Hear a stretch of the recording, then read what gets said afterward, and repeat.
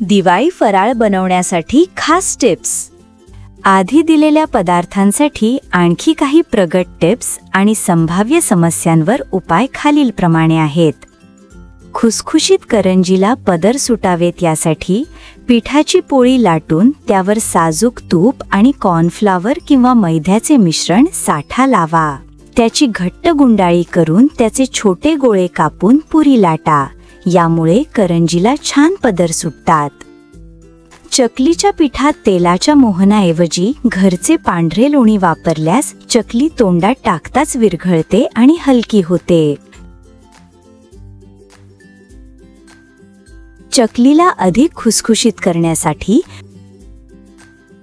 भाजणीच्या पिठाची गरम पाण्यात उकड काढा, जशी आपण मोदकासाठी काढतो, पण थोडी घट्टसर। यामुळे चकलीला छान काटे येतात आणि ती कुरकुरीत होते। चकली तळायला टाकल्यावर ती लगेच बुडते। जेव्हा ती तळून हलकी होते तेव्हा ती आपोआप तेलावर तरंगू लागते।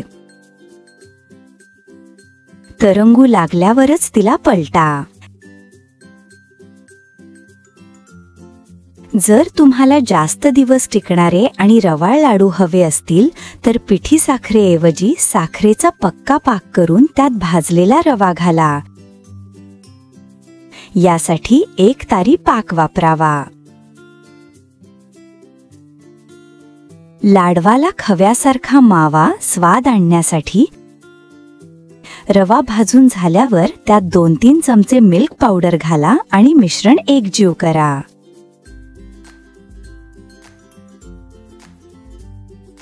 वेलची सोबत जायफळाची किंचित पूड किंवा चिमूटभर केशर घातल्यास लाडवाला एक राजेशाही सुगंध आणि चव येते।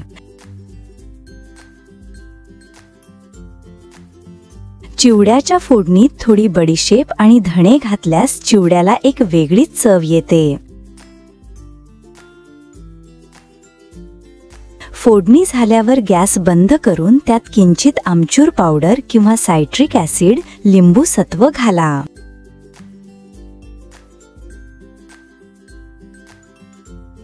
तुम्हाला आवडत असल्यास फोडणीत 10-12 लसूण पाकळ्या ठेचून आणि सोनेरी होईपर्यंत तळून घाला। चिवड्याची चव अप्रतिम लागते।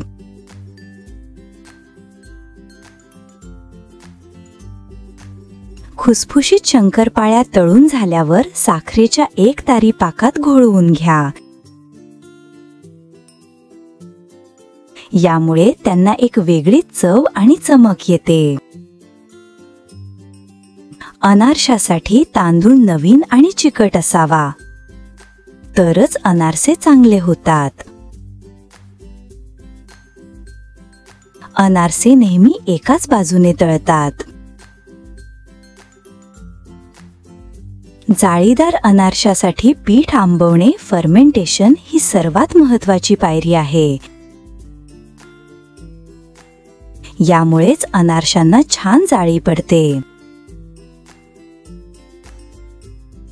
बेसन लाडू किंवा रवा लाडू बनवताना बेसन रवा भाजून झाल्यावर शेवटी 1 चमचा साजूक तूप घालून परता।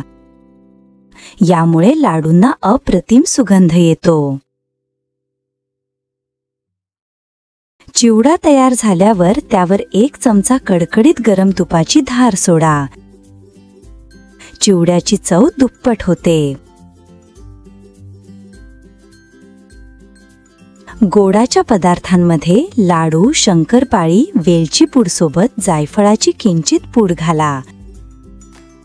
चवीला एक वेगळीच खोली येते। तिखट पदार्थांमध्ये चकली, शेव, ओव्यासोबत थोडे जिरे किंवा धणे जिरे पूड वापरा। करंजीच्या सारणात चिमूटभर मीठ घाला। यामुळे गोडवा अधिक खुलून येतो। शंकरपाळी, करंजी किंवा चकलीचे पीठ मळल्यावर ते किमान 20-30 मिनिटे झाकून ठेवा। यामुळे पिठातील रवा, मैदा व्यवस्थित भिजतो, ग्लुटन रिलॅक्स होते आणि पदार्थ अधिक खुसखुशीत बनतात।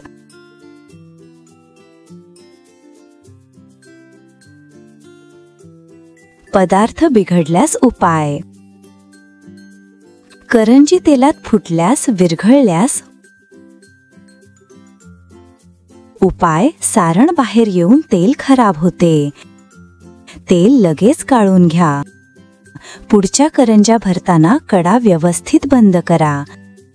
गरज वाटल्यास पारी थोडी जाड लाटा. करंजी नरम पडल्यास, सारणात ओलसरपणा राहिला आहे किंवा गरम असतानाच डब्यात भरली आहे. उपाय. नरम पडलेल्या करंज्या ओव्हनमध्ये किंवा एअर फ्रायरमध्ये अगदी कमी तापमानावर 2-3 मिनिटे गरम करा. त्या पुन्हा कुरकुरीत होतील. चकली तेलात विरघळत असल्यास याचा अर्थ पिठात मोहनाचे, तेलाचे किंवा तुपाचे प्रमाण जास्त झाले आहे.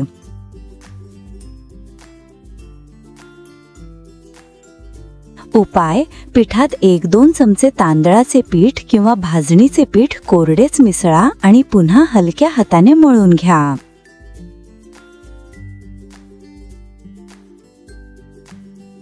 चकली पाडताना तुटत असल्यास पीठ कोरडे झाले आहे. उपाय. पिठावर कोमट पाण्याचा किंवा तेलाचा हात लावून पीठ थोडे मऊ करा.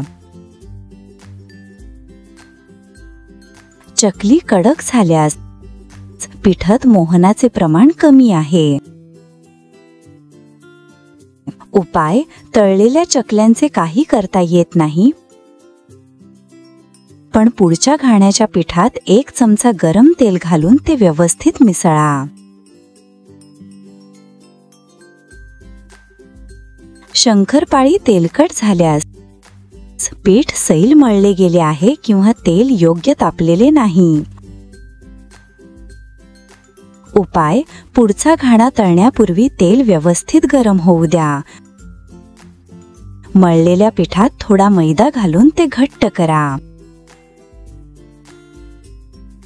शंकरपाळी कडक झाल्यास पिठात तुपाचे मोहन कमी पडले आहे.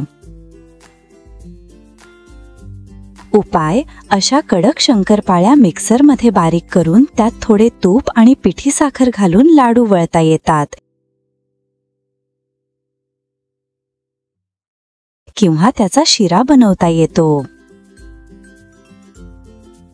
शंकरपाळी मऊ पडल्यास पीठ सैल झाले किंवा तळताना तेल थंड होते.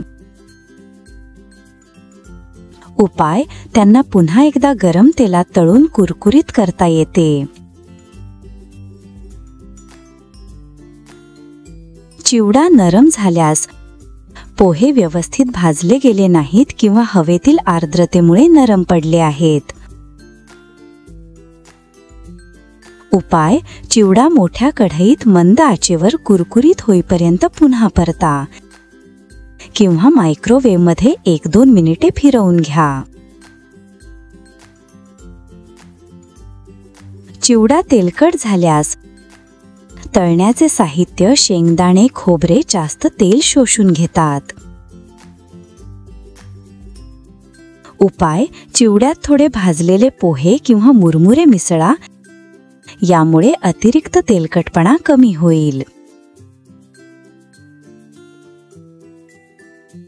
अनारसे चपटे आणि कडक, वाटट झाल्यास पीठ व्यवस्थित आंबलेले नाही. उपाय. उरलेल्या पिठाच्या गोळ्यात एखादे पिकलेले केळे, वेलची केळे उत्तम कुस्करून घाला आणि पीठ 2-3 तास तसे मुरू द्या. यामुळे पीठ हलके होऊन अनारसे चांगले फुगतात. अनारसे तेलात विरघळल्यास पिठाचे प्रमाण खूप सैल झाले आहे. उपाय. पिठात चमचाभर तांदळाची पिठी, कोरडे तांदळाचे पीठ मिसळून पीठ थोडे घट्ट करा.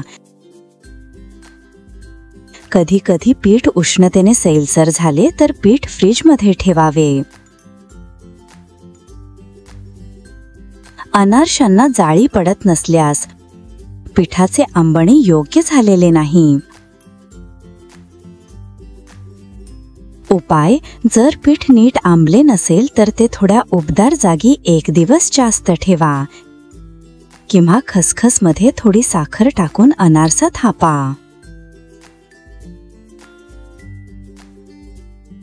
तुम्हाला ह्या टिप्स आवडल्या तर व्हिडिओला लाईक करा आणि अशाच नवनवीन टिप्ससाठी चॅनलला सबस्क्राईब करा. धन्यवाद. दिवाळीच्या खूप खूप शुभेच्छा.